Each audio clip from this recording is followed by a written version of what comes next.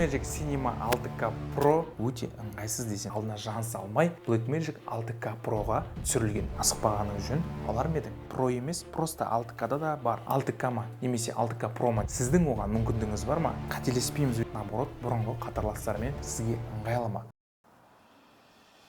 Баршаңызға сәлем, құрметті достар, құрметті видеомейкер, сіздермен бірге Бағдәулет Абжатов. Дәл қазіргі уақытта техноблогер болып жүрген жайым бар. И бүгін бізде обзорда Blackmagic Cinema 6K Pro камерасы. Көріп отқандарыңыздай габаритті, мощный, сочный камера. Біз бірақ бұны үлкен обвесте түсіретін боламыз. Кеттік.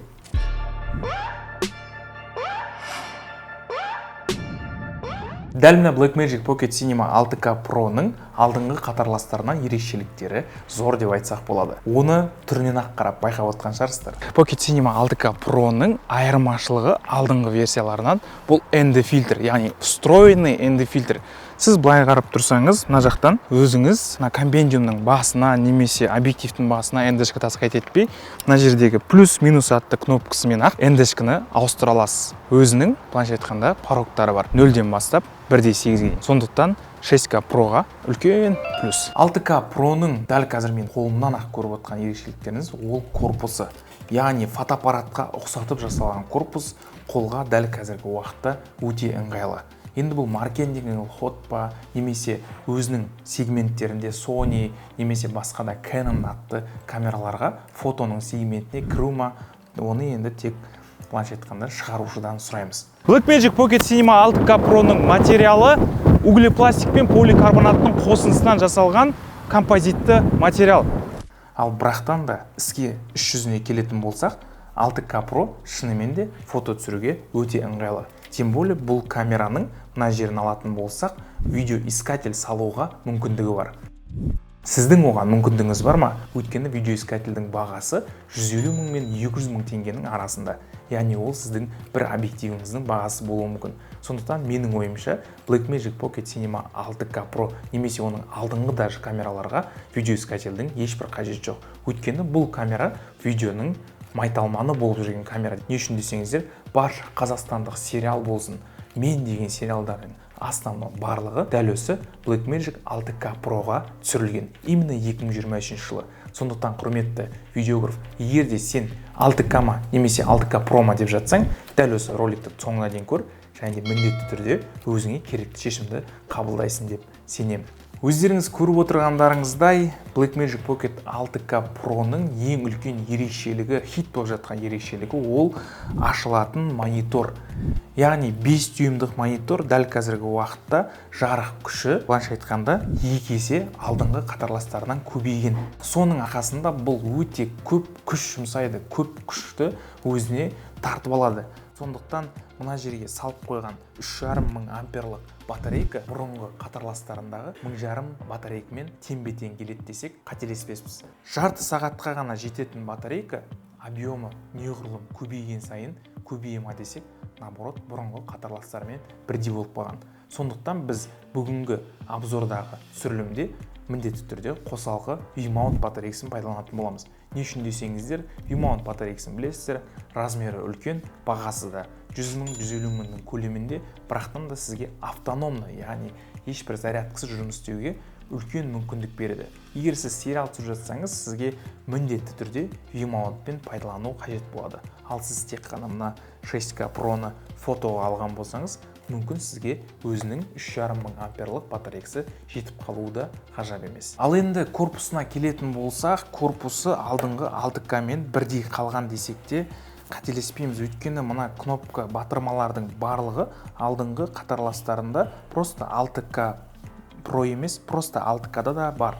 Сондықтан сіз планша айтқанда дизайннан бір алшақтап кеткен камера алмайсыз. Тек қана осы қол ұстауыш үлкен, және де базасы планша айтқанда 1,2 килограммнан жоғарылаған. Сондықтан бірақ полный бүгінгі біздің жағдайымызда обвес салған кезімізде бұл камера 2 килограммнан жоғары болып кетті.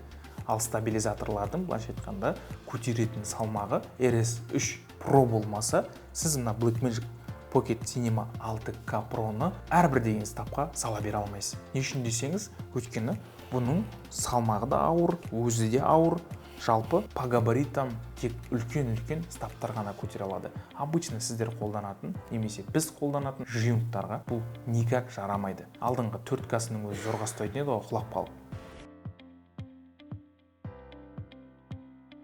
Все, есть. Әттен дәл осы Blackmagic Pocket Cinema 6K Pro камерасында автофокус жетіспей тұрады. Но алдыңғы 4К және 6К камералардың иелері онымен үйреніп қалған сияқты. Мынандай фокус қойып алады, немесе радиофокуста жүре береді. Құрметті видеограф, егер де сіздің күшті, профессиональны және де өзінің бағасына сай камера алам десеңіз, ол 6К Pro екеніне сөзсіз. Өйткені дәл қазіргі уақытта Қазақстан нарығында сіз бұл камераны PSPDF сайтынан 1.200.000 теңгеге ала аласыз. Сондықтан құрметті видеограф, 6К-ның өзіне келетін болсақ, 6К дәл қазір наличие Қазақстан бойынша еш жерде жоқ, бірақтан да оның да бұрынғы бағасы 1.100.000. Яғни толық ауыстырылып айтатын ешбір разница көп емес. Сондықтан құрметті видеограф, егер де алатын болсаңыз, 6К-ның өзін емес, 6К Pro-ны сразу алуға мен сізге кеңес берер едім. Дәл сіз дәл осындай обвесте пайдаланып кете аласыз. Яғни жоғарысында ручкасы болса болды, сіз спокойно түсіре аласыз. Оны былай да ұстап та, былай да ұстап та. Былайша келгенде 2 емес 1,5 килограмм өзінің салмағын сездіреді. Өйткені неғұрлым камера ауыр болған сайын сіздің стабилизацияңызда жоғарылай түседі. Яғни қолыңыздың стабилизациясы. Ал просто Соньканы алып, былай да былай жүгірсеңіз, сіз міндетті түрде микротряскаға ұрынатыныңыз сөзсіз. Бірақтан да үлкен минустарының бірі ол стабилизациясы жоқтығы. Әлі де Sony'да алатын болсақ, оның өзінің ішінде PT осевой стабилизациясы бар. FX-дің өзінде де бар. Яғни мен алдыңғы FX-пен дәл осы камераны салыстыратын болсам, FX-ті сіз техноблогер болсаңыз, просто блогер болсаңыз, любой жерге путешествие алып кете аласыз. Және де біздің мына дәл қазір обзорда тұрған Blackmagic Pocket 6K Pro-дан неғұрлым компактный. Меню туралы айтатын болсақ, бұл камераның менюі өте ыңғайсыз десем де болады. Яғни мүмкін маған Sony-дің пользователі болғандықтан кейін бұл камераның менюі кішкене ыңғайсыз болып тұрған шығар. Бірақтан да менің ойымша әрбір Blackmagic Pocket-ті қолына алып ұстаған видеограф дәл сол мәліметті ақтайды деп ойлаймын. Менің ойымша камера больше интуитивно басқарылу керек. Яғни сіз камераны қолға алдыңыз, примерно бүкіл камера бар, сол камераның стандартымен жүру керек. Яғни запись мына жерде тұр, бірақтан да біз осы жерге клетка қойған кезде уже записқа дейін жете алмайсыз. Яғни запись алдында да тұр, мінекей. Қарап тұрсаңыздар, мына жерде кішкентай болып тұр. Менің ойымша записьті мына жаққа экранчиктің жанына Sony-лардағыдай қойып қойса, бағасына өте керемет сай болушы еді деп ойлаймын. Яғни 1.287.000 теңге үшін менің ойымша бұл камера енді өзін ақтайды. Бірақтан да сізге ыңғайлама. Яғни сіздің задачаңыз қандай? Менің жағдайымда мен көбінесе love story түсірем, коммерцияға да түсіріп жүрміз. Бірақ коммерцияға менің ойымша Blackmagic-ті алғанша арендасы екеуінің бірдей шығады. Red Komodo алушы едім.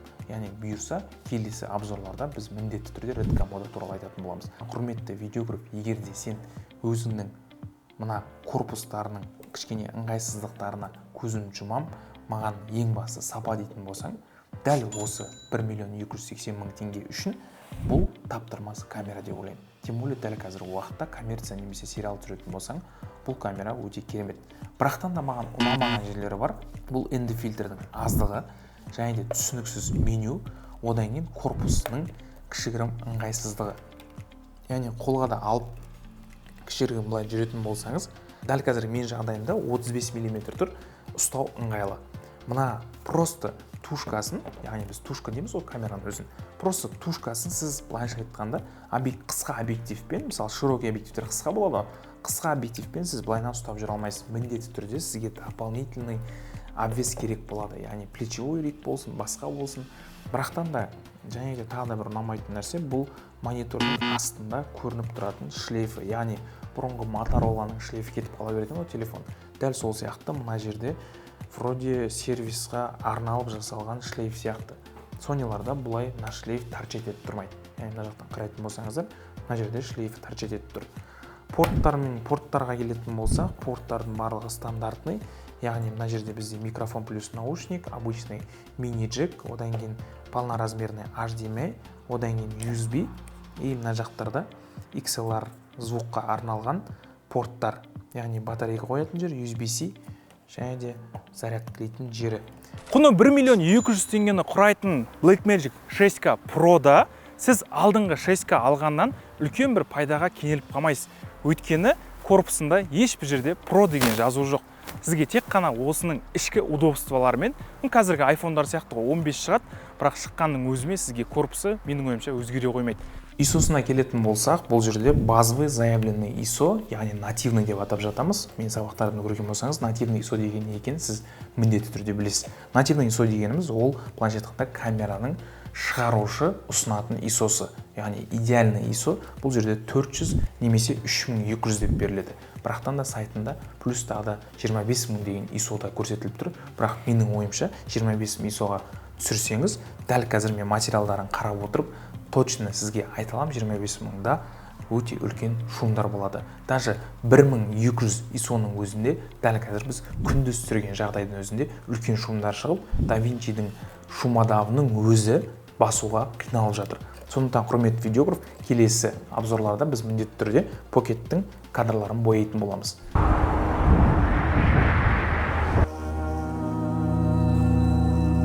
Сондықтан құрметті видеомейкер, менің ойымша 1,180,000 теңге үшін камера өзін өте ақтап шығады.